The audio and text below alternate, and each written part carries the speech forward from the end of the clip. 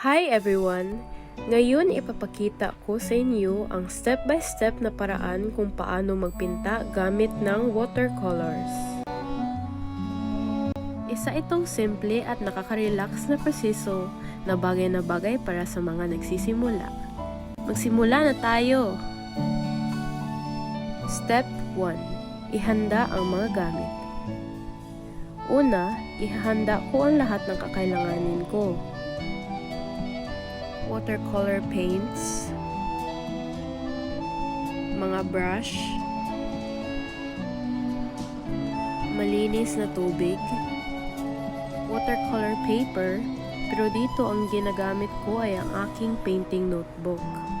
And lastly, a pencil of course. Ang bulaklak na ito ay magsisilbing reference o gagawing batayan natin para sa ating pagpipinta. Step 2. Mag-sketch ng marahan ang subject. Susunod, marahin kong in-sketch ang aking subject sa papel gamit ng lapis.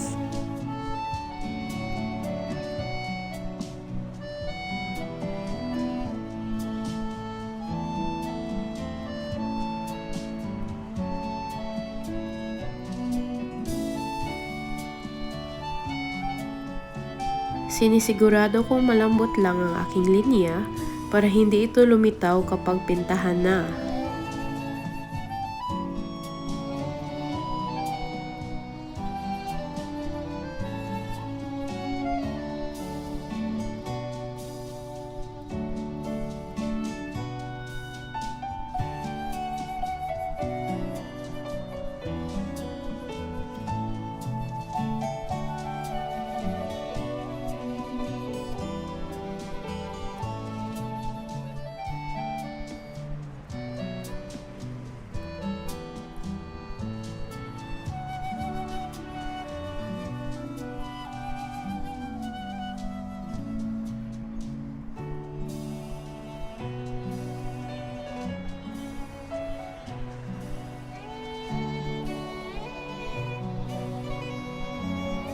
Step 3. Basain ang brush at pumili ng mga kulay.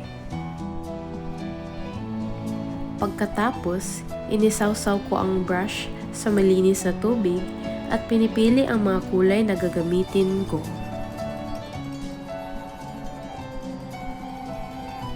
Nagsisimula ako sa mas mapuputing kulay.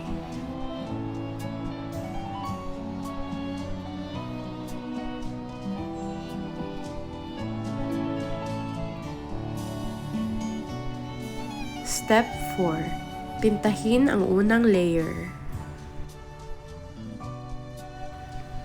Ngayon, sisimulan ko ng pintahin ang unang layer na tinatawag ding base layer.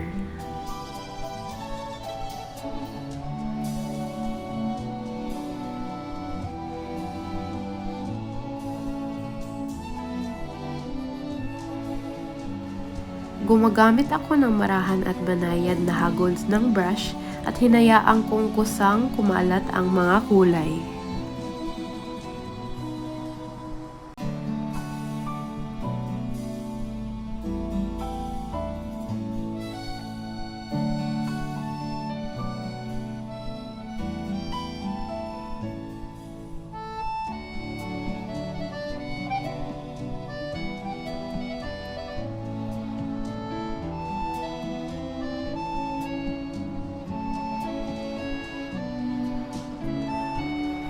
Step 5. Patuyuin ang pintura. Hinayaan kong matuyo ang lubusan ang pintura bago magdagdag ng iba pang detalye. Nakakatulong ito para hindi masyadong maghalo ang mga kulay. Step 6. Magdagdag ng mas madidilim na kulay at detalye. Kapag tuyo na ang base layer, nagdadagdag ako ng mas madidilim na kulay at mga detalye upang makalikha ng lalim at dimensyon.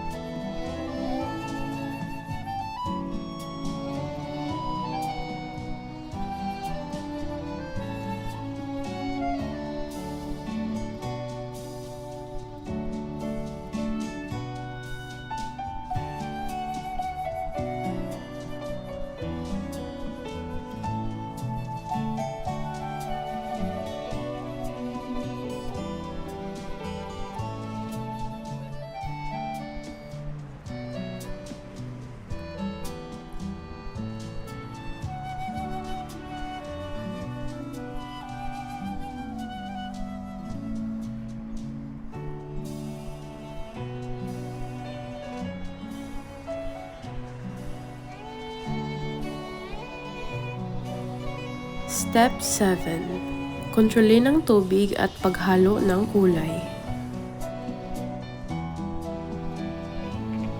Kinokontrol ko ang dami ng tubig sa aking brush para maayos na maghalo ang mga kulay at maiwasan ang sobrang pagkabasa ng papel.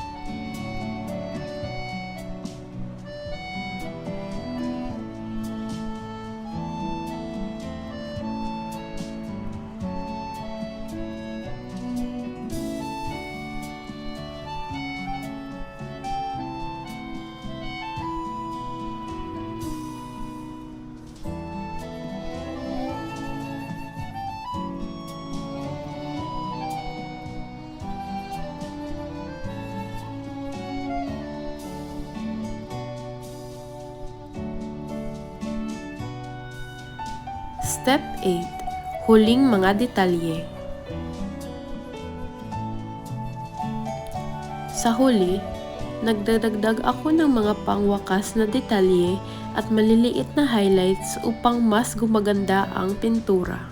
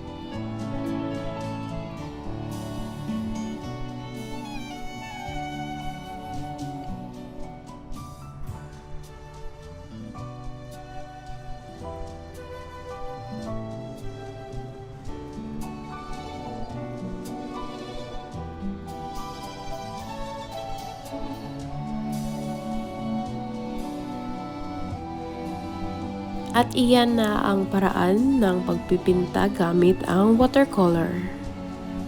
Sana ay nagustuhan ninyo ang step-by-step na gabay na ito at may natutunan kayo. Remember, ang painting ay tungkol sa pag-iensayo at pag-enjoy sa proseso, kaya huwag matakot magkamali. Patuloy lang sa pag-eksperimento ng mga kulay at teknik, at higit sa lahat, mag-enjoy sa paglikha. Maraming salamat sa panonood at happy painting!